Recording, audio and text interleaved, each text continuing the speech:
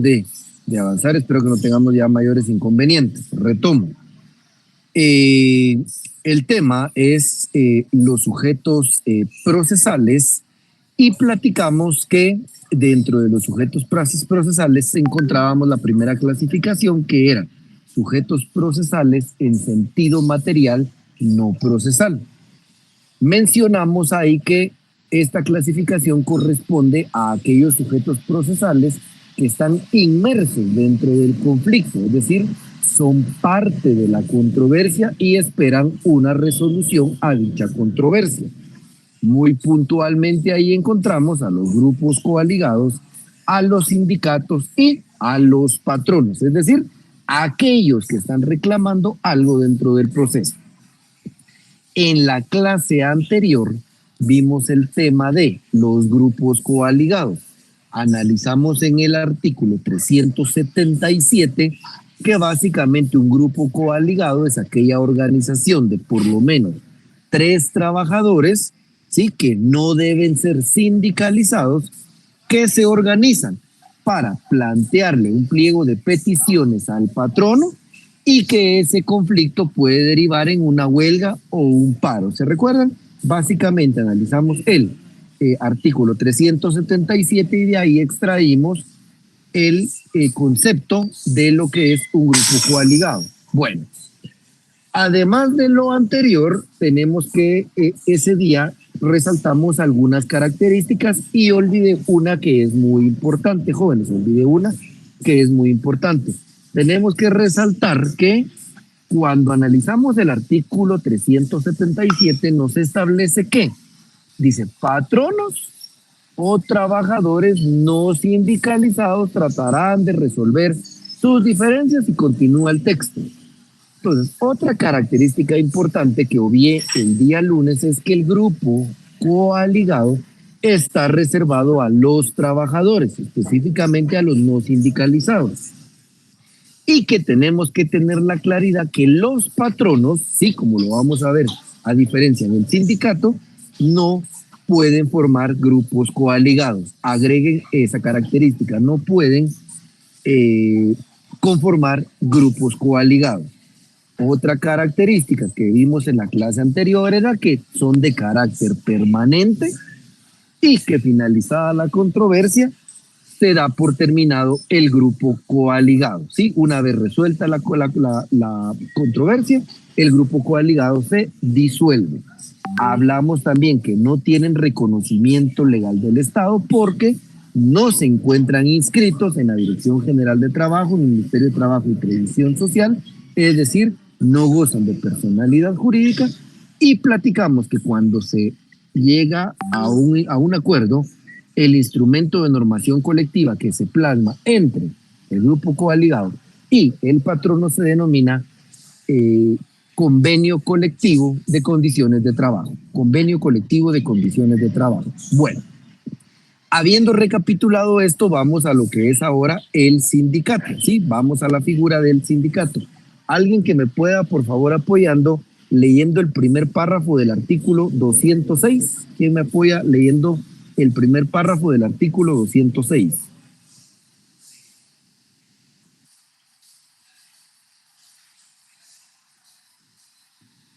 Artículo 206.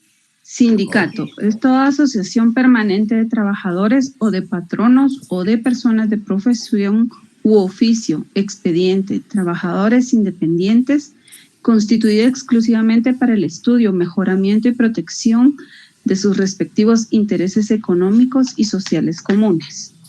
Gracias, Darlene. Bueno, entonces vemos que a pesar de que esto ya ustedes lo vieron hace un año, hoy estamos recapitulando lo que es un sindicato y aquí es más sencillo porque la ley nos da una definición concreta de lo que es un sindicato. Ahora, ¿qué características tenemos que extraer nosotros de esta definición que nos acaba de dar el código? En primer lugar, a diferencia del grupo coaligado, que solo puede ser conformado por trabajadores no sindicalizados, el sindicato, ¿sí? El sindicato se puede conformar por trabajadores y pueden existir sindicatos de patronos, jóvenes. Aunque en la práctica no se da, porque no se da, no conozco ningún caso de un sindicato de patronos, sí tenemos que tener la claridad que la ley sí permite que existen sindicatos de patronos y que además la ley establece que pueden haber sindicatos de profesiones independientes, ¿sí? Por ejemplo, tal vez ustedes lo vieron el año pasado en algunos municipios, existen los sindicatos de taxistas, existe también un sindicato o varios sindicatos de payaso, etcétera. Todos aquellos de profesiones independientes afines pueden formar su sindicato, ya que acabamos de ver que una de sus finalidades es mejorar sus condiciones de manera colectiva. ¿Sí? Entonces, primera característica. Segunda característica, nos establece que es una organización, dice, de carácter permanente. Sí, de carácter permanente. Hace un año ustedes ya vieron que para poder crear un sindicato se requiere cumplir con ciertos requisitos. Un mínimo de 20 trabajadores, constituirse en un acta, hacer estatutos, asamblea, hasta que finalmente logran su inscripción en la Dirección General del Ministerio de Trabajo y Previsión Social. Entonces, cuando se forma un sindicato, se debe entender a indefinido, no nace con un plazo. Se forma un sindicato y eventualmente puede desaparecer si existe alguna causa. Se recuerdan ustedes que las causas para que se disuelva un sindicato puede ser una causa forzosa, ¿sí? Es decir, si el sindicato falta a sus tareas y alguien exige la cancelación de su inscripción, puede ser una disolución legal, por ejemplo, que el sindicato tenga menos eh, de 20 trabajadores, o simplemente puede ser una disolución voluntaria porque sus miembros así lo acuerdan, ¿sí? Entonces tengamos la claridad que aquí es permanente. Al ser una organización permanente, lleva de la mano otra característica. El sindicato puede ser, ¿sí? El sindicato puede ser, tiene finalidades mediatas, ¿sí? Finalidades mediatas.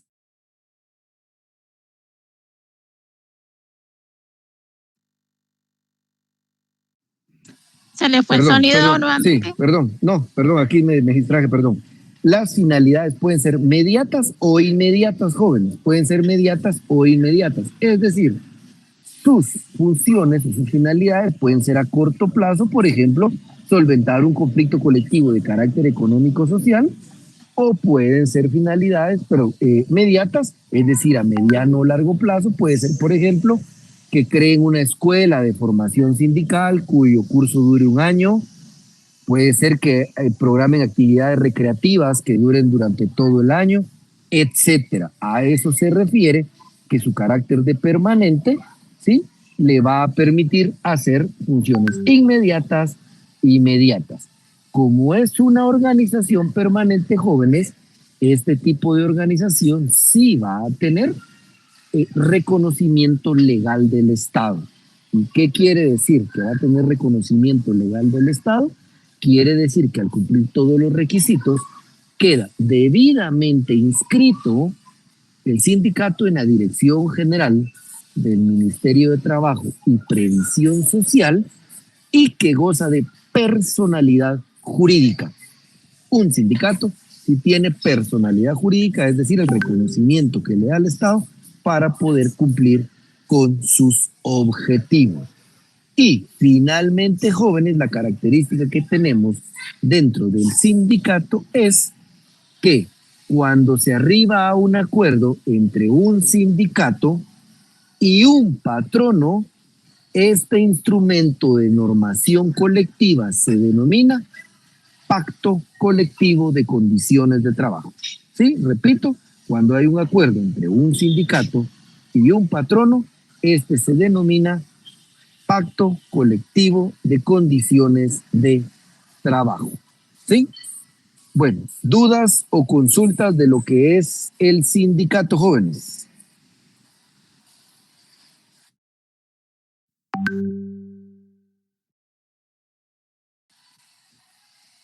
¿No hay dudas o consultas?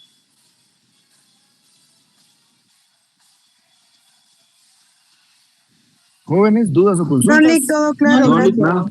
Todo claro, excelente. Bueno, y el tercer sujeto procesal en sentido material, no procesal, es el patrono. Sí, es el patrono. ¿Alguien que me pueda apoyar leyendo el artículo 2 del Código de Trabajo, por favor?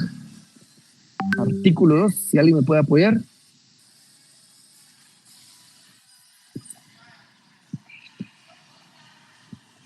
Se lo leo, licenciado. Por favor, Rosana. Artículo 2. Patrono es toda persona individual o jurídica que utiliza los servicios de uno o más trabajadores en virtud de un contrato o relación de trabajo. Sin embargo, no quedan sujetas a las disposiciones de este código. Ahí quedemos, Rosana. Ok. Gracias. ¿Veo? Muy bien. Entonces, vean, jóvenes, aquí está bien sencillo. Igual el artículo 2 es bien explícito al decirnos quién es el patrono. Lo hemos visto en innumeradas ocasiones que el código en su artículo 18 o 19, la memoria me falla ahorita, lo pueden corroborar ustedes, se recuerdan que en uno de estos dos artículos están los elementos del contrato de trabajo. Ya sabemos que cuando hay una dirección inmediata, una relación continuada, que se prestan servicios, que hay una remuneración, etcétera, hay una relación de trabajo. Este artículo lo que nos acaba de establecer entonces es que es patrono toda aquella persona individual. Puedo ser yo, Fernando Chacón, a título individual, que contrato a un procurador. Puedo ser yo, Fernando Chacón, a título individual, que contrato a una persona del servicio doméstico en mi casa, etcétera. O puede ser una persona jurídica, que puede ser del ámbito público o del ámbito privado. Puede ser del ámbito público una institución, sea autónoma, semiautónoma, descentralizada, etcétera. Y en el sector privado debemos entender que también las entidades mercantiles pueden considerarse patronos, las sociedades y las empresas mercantiles. Entonces, patrono es toda esta persona que hace uso de la fuerza de trabajo de uno o más trabajadores a cambio de una remuneración. Y vamos a encontrar, jóvenes, que en el derecho de trabajo en general y aún más en el derecho procesal colectivo, la figura del patrono la vamos a encontrar casi siempre como la figura emplazada, es decir, la figura de que es llamada al conflicto colectivo para una negociación colectiva. Siempre les he dicho que usamos efectos prácticos y es que en la práctica el patrono va a aparecer casi siempre como la persona demandada.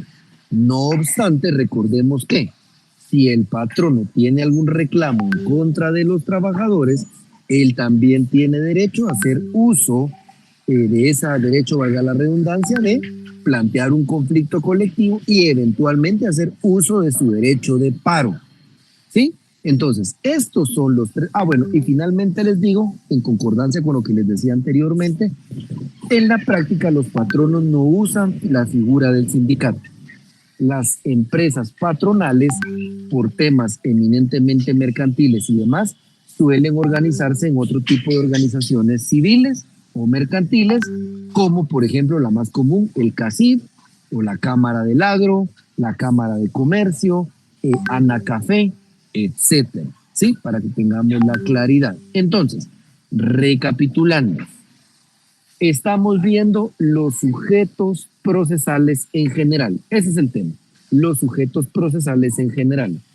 La primera clasificación, repito, jóvenes, fue los sujetos materiales no procesales. Repito, es decir, aquellos que están dentro del proceso, que viven la controversia y que esperan una solución del conflicto. Grupo coaligado, sindicato y patrón. Y en otro sentido, vamos a encontrar que encontramos a los sujetos procesales, ahí sí, en sentido procesal, ¿sí? En sentido procesal. Es decir, son todos aquellos, les voy a copiar un texto, denme un minuto, lo voy a copiar. Ahorita les transmito un texto, permítanme.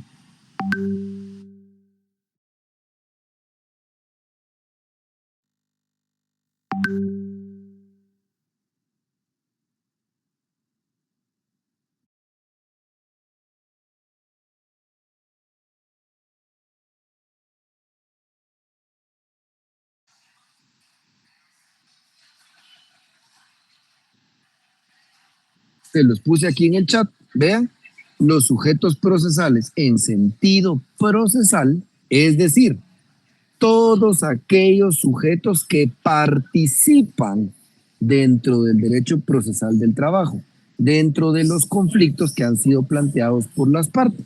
Y aquí ya encontramos nuevamente a las coaliciones, a los sindicatos, a los patronos, jueces de trabajo y previsión social de primera instancia, tribunales de conciliación y de arbitraje, más las salas de las cortes de apelaciones. Aquí, a los sujetos procesales en sentido procesal, debemos entender a todos aquellos que tienen parte dentro del proceso, tienen alguna intervención, unos reclamando un derecho, otros resolviendo acerca de ese derecho o controversia. Y que, como lo vimos al inicio, en sentido material no procesal, son solo las coaliciones, los sindicatos y los patronos, porque son ellos los que están replanteando la controversia y reclamando la resolución de la misma. ¿Sí? ¿Dudas o consultas aquí, jóvenes? ¿Queda claro esto?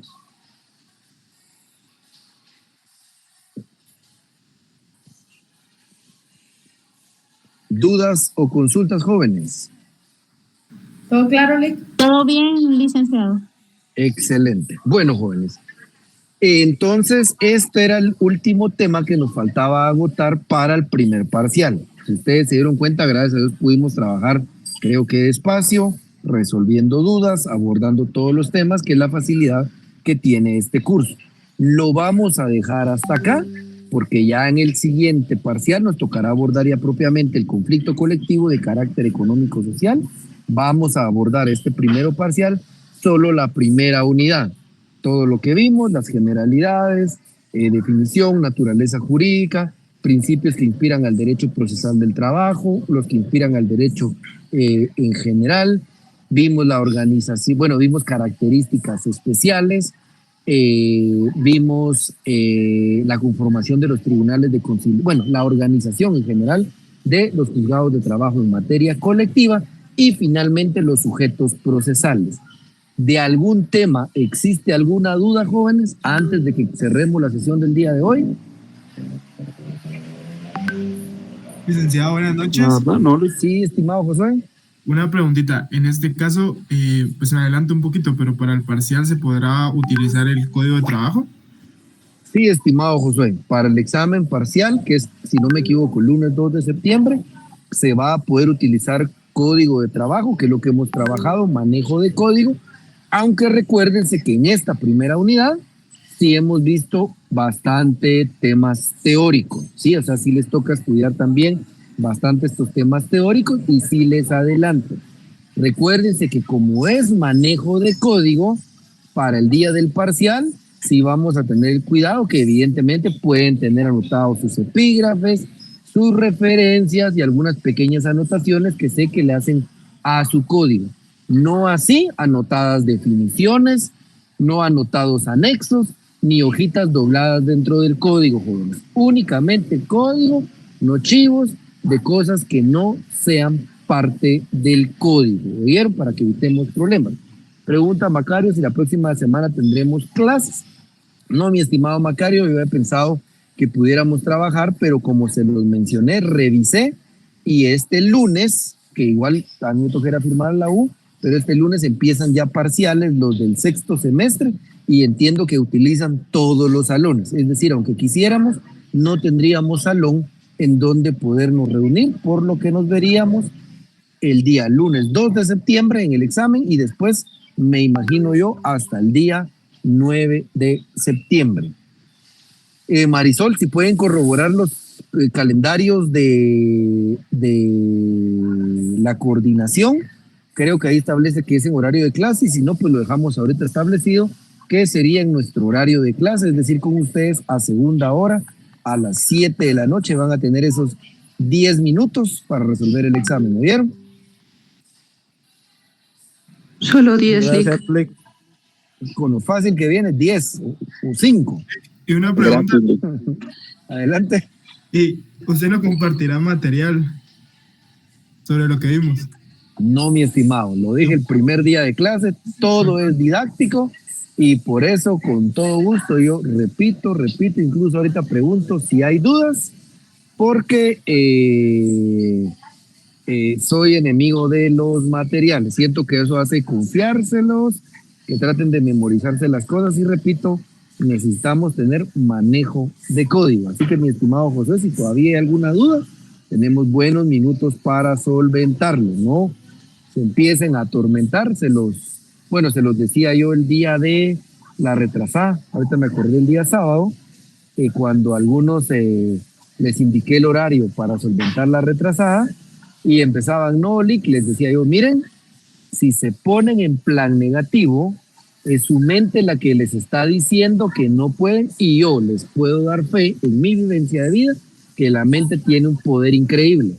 Si usted dice que no va a poder y que no le va a dar tiempo, créame que no va a poder y no le va a dar tiempo, jóvenes. Para los que ya estuvieron conmigo, saben que soy objetivo para examinar y el tiempo es el exacto y el justo para solventar el examen si usted sabe. Si usted no sabe, jóvenes, aunque yo les dé 3 horas, le apuesto que usted 3 horas no le alcanza para darle varias vueltas al código o para leerlo todas las veces. Ya les digo yo, cuando estudié para el privado, no me creerán, para leer lo importante del código de trabajo, por lo menos 3 horas.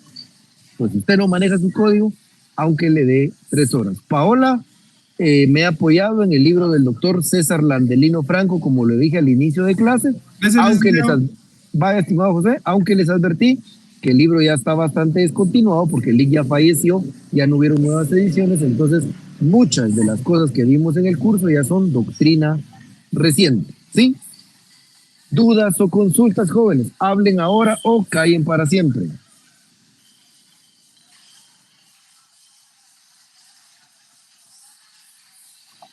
¿Qué duda, mi estimada Cristina?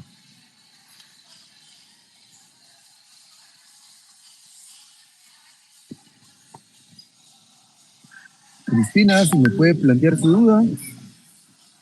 Pero puntualmente, mi estimada Cristina, porque eso nos llevó 2 clases, creo yo. Puntualmente, ¿cuál sería la duda? A ver, recordemos, estimada Cristina, que ya hablamos que en materia, o sea, la organización de los juzgados de trabajo en materia de derecho procesal colectivo se divide en, o tienen competencia los juzgados de primera instancia de trabajo y previsión social, artículo 292. En la literal A nos establece que el juez de primera instancia de trabajo y previsión social es el juez competente para conocer el conflicto colectivo de carácter jurídico. En ese mismo artículo 292 nos establece que el juzgado de primera instancia de trabajo y previsión social, cuando se plantea un conflicto o un arbitraje, se conforma en tribunal de conciliación o de arbitraje, y que estos tribunales de conciliación y de arbitraje se integran por el presidente, que es el juez de primera instancia de trabajo y previsión social, y un representante de los patronos y un representante de los trabajadores, tanto el tribunal de conciliación como el tribunal de arbitraje. Y hablamos finalmente que las salas de la Corte de Apelaciones de Trabajo y Previsión Social van a conocer en grado lo resuelto en primera instancia, específicamente por lo resuelto el juez de primera instancia de Trabajo y Previsión Social y por el Tribunal de Arbitraje, porque recuérdense que contra lo actuado por el Tribunal de Conciliación no cabe recurso alguno, ¿sí? Y hablamos que hay una excepción en la Ley de Sindicalización y Regulación de Huelga de los Trabajadores del Estado, que cuando es un conflicto que inicia los trabajadores del organismo judicial, en primera instancia, ese conflicto lo va a conocer la Sala de la Corte de Apelaciones de Trabajo y Previsión Social y en segunda instancia la Corte Suprema de Justicia. A través de la Cámara. Cristina, mediante la Cámara respectiva, así es, mi estimado Giancarlo. Entonces, Cristina, no sé, trato de resumirlo, porque digo, después vimos la integración de los tribunales de conciliación y arbitraje, requisitos, fechas en que son nombrados, periodo y demás. No sé, mi estimada Cristina, si la duda va a algo más específico. traté. ¿Estamos, Cristina? ¿Solventada la duda? Sí, pero si me plantea una duda concreta, si hay alguna, me ayudaría bastante. Ah, bueno, perfecto. ¿Qué artículo está esto de los plazos y de cómo se conforman los tribunales como tal? Perdona. Eso, mi estimado, no tengo el código a la mano, pero creo que está como en el 296. No sé si tienen el código a la mano. Ahorita ¿Se lo veo. recuerdan que hablamos de la finalidad de tribunales de conciliación y arbitraje y cómo se conformaban? Creo que es el artículo 294 o Es del 295. 293, creo. Sí, y un artículo después en el 295, jóvenes, perdonen que no tengo mi código a la mano. Ahí está, lo Es el vimos en artículo clase, 292, licenciado. pero También creo está que ya, el 295, licenciado, sí tenés sí, razón. es que creo que Giancarlo, mi estimada, pregunta por cuándo es la fecha límite para hacer las propuestas de los tribunales de conciliación y arbitraje, que es el último día de noviembre de cada año, y que dice que serán nombrados de enero a diciembre de cada año. Eso está en el 295, ¿verdad, mi estimado José? Sí, licenciado. Ahí Gracias, estamos, muy mi amable. estimado Giancarlo. Gracias, Lick. ¿Alguna otra duda o consulta, jóvenes? Ya tengo ansias de hacer ese examen parcial. Ya veo que manejan porque no hay dudas. Puros 30. Adelante, estimado José. ¿Cómo está mi estimado licenciado? Muy buenas noches. Solo con una duda que me quedó ahorita, o sea, me generó, mejor dicho. Yo recordaba que era en los últimos días del mes de diciembre, días hábiles, o es en el mes de noviembre, como lo acaba de decir usted. Revisemos código, jóvenes. ¿Qué dice mi estimado José? Noviembre, licenciado. Último Noviembre. día. Lo El mes de lamento, no puedo noviembre. ver código que estoy manejando, disculpe. 295, mi estimado. Por eso les digo, mi estimado, para que no sufra con la memoria, lo que tiene que hacer es manejar código. Ya vio, el 295 nos establece que último día de noviembre, mi estimado José Ezequiel. Muchísimas gracias, Lick, le agradezco bastante. Ahí estamos. ¿Dudas o consultas, jóvenes? ¿O estamos ahí? Todo claro, Lick. Excelente. 30 puntos, imagino, ya para todos. Bueno, jóvenes, nos vemos primeramente Dios el lunes 2 de septiembre. Que tengan una muy buena noche y éxitos en los exámenes que inician la próxima semana. Gracias. Feliz noche, licenciado. Gracias. Licenciado. Buen descanso para todos. Gracias. Yo soy